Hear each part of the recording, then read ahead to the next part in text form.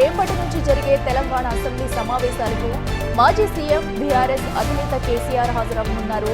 దీంతో ఆయన రాకపై ఉత్కంఠ నెలకొంది. తెలంగాణ భవన్లో బీఆర్ఎస్ ఎల్పీ నేతలు సమావేశమయ్యారు. సభలో అనుసరించాల్సిన వ్యూహాలపై చర్చించారు.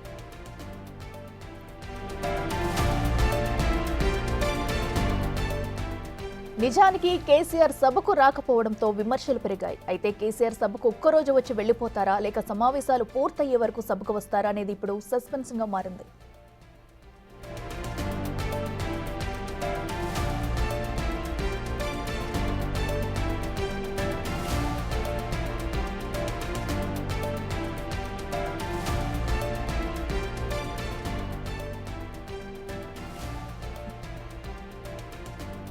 ఇదే అంశానికి సంబంధించి మరింత సమాచారం మా ప్రతినిధి విజయ్ లైవ్ లో అందిస్తారు. విజయ్, చెప్పండి, మరి రేపటి నుంచి జరగబోయే అసెంబ్లీ సమావేశాలకు మాజీ సీఎం కేసీఆర్ హాజరవనున్నట్టుగా కూడా తెలుస్తుంది. మరి రేపు ఒక్కరోజే వస్తారా లేదా సమావేశాలు కంప్లీట్ అయ్యే వరకు వస్తారా అనేది కూడా ప్రస్తుతం సస్పెన్షన్ గా మిగిలింది.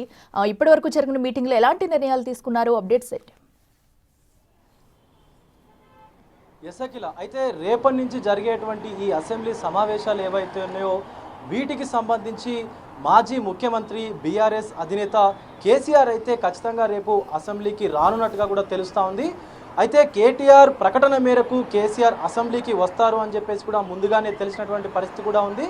అయితే గవర్నర్ ప్రసంగం అనంతరం కేసీఆర్ అలాగే అసెంబ్లీలో కొనసాగుతారా లేదా నెక్స్ట్ డే నుంచి ఓన్లీ ఎమ్మెల్యేలని మాజీ మంత్రులనే పంపుతారా అసెంబ్లీకి, తర్వాత ఆయన వస్తారా అంటే ఖచ్చితంగా రానటువంటి సూచనలే ఎక్కువగా అయితే కనిపిస్తూ ఉన్నాయి.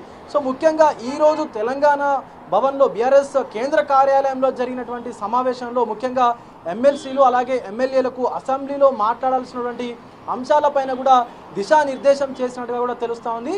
సో బీఆర్ఎస్ హయాంలో గత 10 ఏళ్లలో బడ్జెట్లో అంటే ఆ బీఆర్ఎస్ ప్రభుత్వం ప్రవేశపెట్టినటువంటి బడ్జెట్లో ఏ రంగాలకు అధిక ప్రాధాన్యత ఇచ్చారు, అధికంగా నిధులు కేటాయించారు, అలాగే ఇప్పుడున్నటువంటి ప్రస్తుత కాంగ్రెస్ ప్రభుత్వం ప్రవేశపెట్టినటువంటి బడ్జెట్లు అలాగే కేటాయించినటువంటి ఇతరత్ర రంగాలకు కేటాయించినటువంటి నిధుల గురించి కూడా మాట్లాడాలని చెప్పేసి కూడా కేసీఆర్ అయితే దిశానిర్దేశం చేసినట్టుగా తెలుస్తూ ఉంది ఎమ్మెల్యేలకు.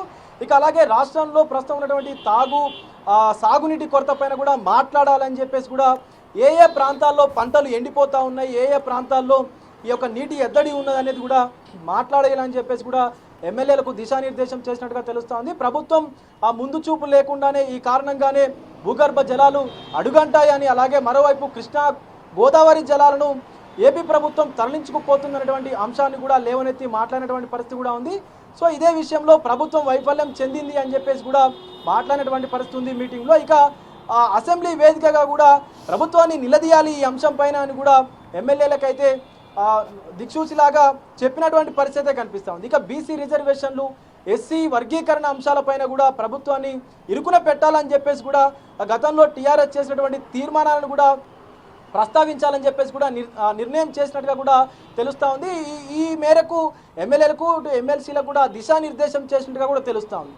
సో ఇక మహిళా సంక్షేమానికి సంబంధించి కాంగ్రెస్ ప్రభుత్వం పెద్దపీట వేస్తున్నామని చెప్పేసి కూడా వారిని మభ్యపెట్టేటువంటి ప్రయత్నం చేస్తూ ఉంది అని చెప్పేసి కూడా కేసీఆర్ వ్యాఖ్యానిస్తున్నటువంటి పరిస్థితి కూడా కనిపిస్తూ ఉంది. 10 లక్షల వరకు వడ్డీ లేనటువంటి రుణాలు ఇస్తామని చెప్పేసి కూడా అవేవి కూడా ఆచరణలో రాలేదు అని చెప్పేసి కూడా సాధ్యం కాలేదు అని చెప్పేసి కూడా ప్రస్తావించాలి అసెంబ్లీలో అని చెప్పేసి కూడా ఎమ్మెల్యేలకు సూచించినటువంటి పరిస్థితి అయితే కనిపిస్తూ ఉంది బీఆర్ఎస్ అధినేత కేసీఆర్. మరోవైపు నిరుద్యోగులకు నోటిఫికేషన్ అలాగే ఉద్యోగులకు టీఏలు ఇవ్వడంలో కూడా నిర్లక్ష్యం ప్రదర్శిస్తూ ఉంది ప్రభుత్వం అని చెప్పి వీటి నుంచి కూడా ప్రజలను దృష్టి మరలించడానికి డైవర్షన్ పాలిటిక్స్ కూడా చేస్తూ ఉంది అని చెప్పేసి ఈ అంశాలని కూడా ఖచ్చితంగా అసెంబ్లీ వేదికగా మాట్లాడాలని చెప్పేసి కూడా ఎమ్మెల్యేలకు హితబోధ చేసినటువంటి పరిస్థితి కూడా కనిపిస్తూ ఉంది.